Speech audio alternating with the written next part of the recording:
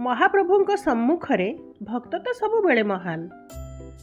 श्रीक्षेत्र रे सेहीपरि जड़े महान भक्त थिले, तांको नाम माधव दास। से प्रत्येक दिन जगा को दर्शन करती और तांको निजर सखा किंबा मित्र भावरे देखंती। भक्त माधव दास भक्ति भावापन्न होइथिले मध्य तांको देहरे वैराग्य रस प्रचुर मात्रा रे थिला।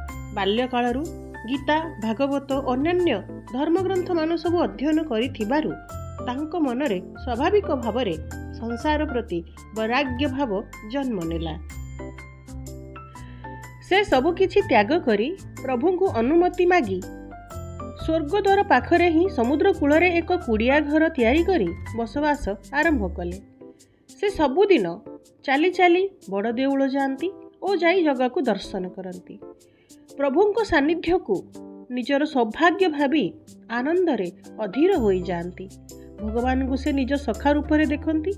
मन प्राण तांकर सबु महाप्रभु जगन्नाथ को अर्पण कर दे थांती। हठात दिने माधव दासंकर देह खराब हैला। से कहारी को किछि न कही कहारी को कष्ट न देई निज कुड़िया रे पड़ी रहिले। दिन को दिन जर बढ़िबा को लागिला।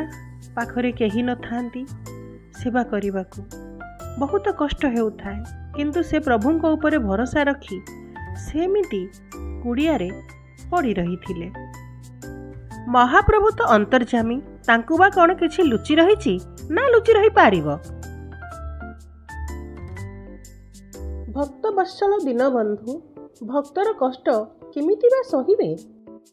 भक्तर कष्ट को से मर्मे मर्मे अनुभव कले। माधव दास तो आ मंदिर आसी पारु नथिले। भक्त और भगवानकर मिलन हेई पारु नथिला। मंदिर भितरे थाई दुई भाई कथा हेले। आमकु जीवाकु पड़िबो, नहले भक्त माधवर कष्ट बढ़ी बढ़ी चलिबो।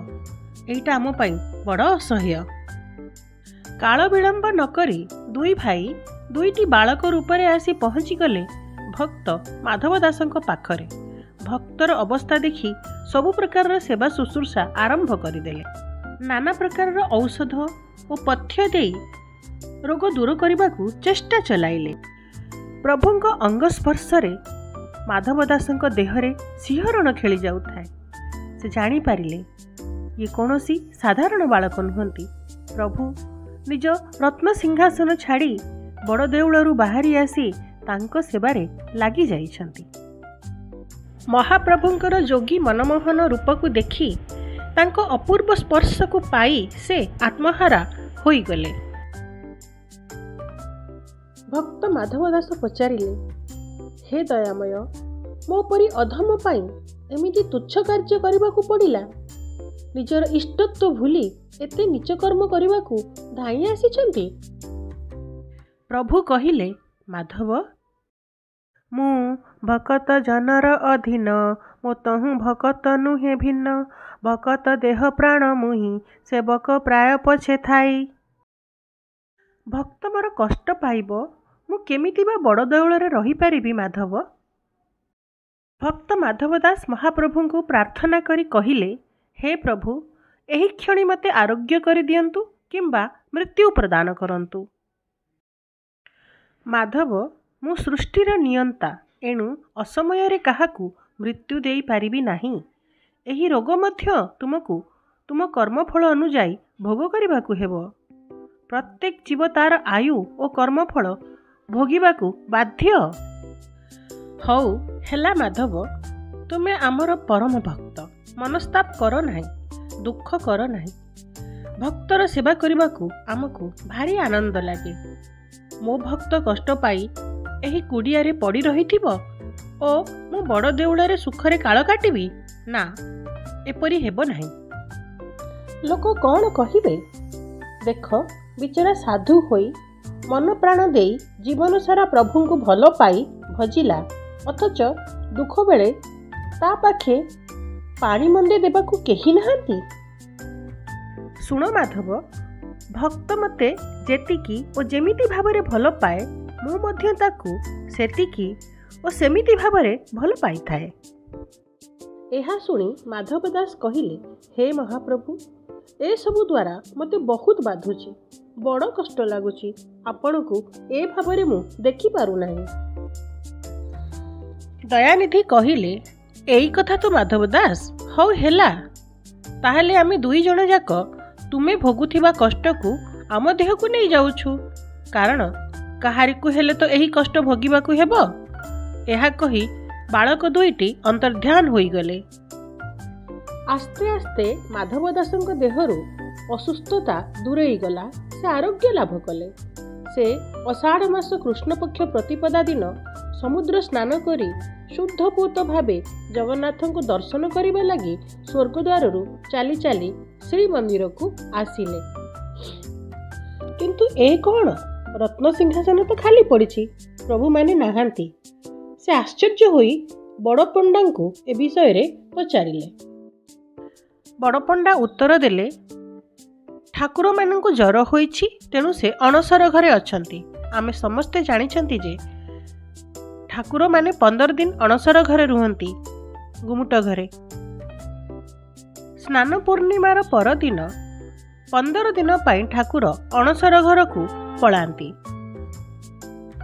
ଏହା ଶୁଣି ମାଧବ ଦାସ କ୍ଷୀଣ ସ୍ୱରରେ ପ୍ରାର୍ଥନା କରିବାକୁ ଲାଗିଲେ ଏବଂ ତାପରେ ସେ ମୂର୍ଚ୍ଛା ହୋଇଗଲେ।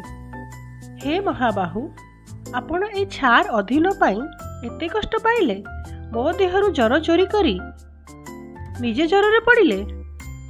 ମୋ ଦେହର କଷ୍ଟ ଆପଣ ଭୋଗିଲେ। ମୋ ଠାରୁ ପାପୀ ଆଉ କେହି ନାହାନ୍ତି। ଏହିପରି 15 ଦିନ ସଂଜ୍ଞାହୀନ ହୋଇ ମୂର୍ଚ୍ଛିତ ଅବସ୍ଥାରେ ସେ ପଡ଼ି ରହିଲେ। 15 ଦିନ ପରେ ଠାକୁରମାନେ ସ୍ୱାସ୍ଥ୍ୟ ଲାଭ କଲେ। ପ୍ରଭୁ ନବଯୌବନ ଦର୍ଶନ ଦେଲେ। ପ୍ରଭୁଙ୍କୁ ଦର୍ଶନ କରି କାନ୍ଦି କାନ୍ଦି ମାଧବ ଦାସ ଭୂମିରେ ଲୋଟିଗଲେ। ପ୍ରଭୁ ମୋ ପାଇଁ ଏତେ କଷ୍ଟ ପାଇଲେ, ଶତଧିକ ମୋ ଜୀବନକୁ। ଭଗବାନ, ଏହି ଅଧମକୁ କ୍ଷମା କରନ୍ତୁ, କ୍ଷମା କରନ୍ତୁ ଭଗବାନ।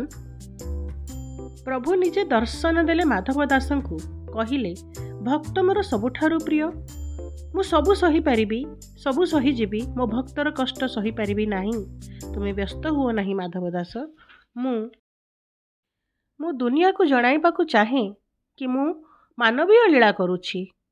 ମଣିଷ ଦେହରେ ଯେମିତି ରୋଗ ଅଛି, ମୋ ଦେହରେ ମଧ୍ୟ ତାହା ଅଛି। ମୁଁ ଏହି ଲୀଳା ଜଗତ ପାଇଁ କରିଛି ମାଧବ। ମାଧବ ଦାସ ପ୍ରଭୁଙ୍କୁ ଦର୍ଶନ କଲା ପରେ କିଛି ସମୟ ପାଇଁ ସ୍ଥାଣୁ ପାଲଟିଗଲେ। ତାପରେ ତାଙ୍କ ଶରୀରରୁ ଆସ୍ତେ ଆସ୍ତେ ପ୍ରାଣବାୟୁ ବାହାରି ଜଗନ୍ନାଥଙ୍କ ଶରୀରରେ ବିଲୀନ ହୋଇଗଲା। ହେ ମହାପ୍ରଭୁ, ଆପଣଙ୍କ ଲୀଳା ତ ଅସୀମ ଅପାର। ଏହାକୁ କେବଳ ଆପଣ ହିଁ ଜାଣନ୍ତି ବା ବୁଝନ୍ତି। ନୀଳାଚଳିଆ କାଳିଆର ଲୀଳା ତ ଅବର୍ଣ୍ଣନୀୟ। ତନ୍ମଧ୍ୟରୁ ଭକ୍ତ ଓ ଭଗବାନ ମାଧବ ଦାସ ଓ ମହାବାହୁଙ୍କ ଭିତରର ଅତୁଟ ସମ୍ପର୍କ ବିଷୟରେ କିଛିଟା ମୁଁ କାହାଣୀ ମାଧ୍ୟମରେ ଆପଣମାନଙ୍କ ପାଖେ ପ୍ରସ୍ତୁତ କଲି। ଭକ୍ତ ଓ ଭଗବାନ ମାଧବ ଦାସ ଓ ମହାବାହୁଙ୍କ ବିଷୟରେ ଏକ ରୋଚକ ତଥ୍ୟ ନେଇ ମୁଁ ପୁଣି ଥରେ ଅତି ଶୀଘ୍ର ଆସୁଛି। ନମସ୍କାର।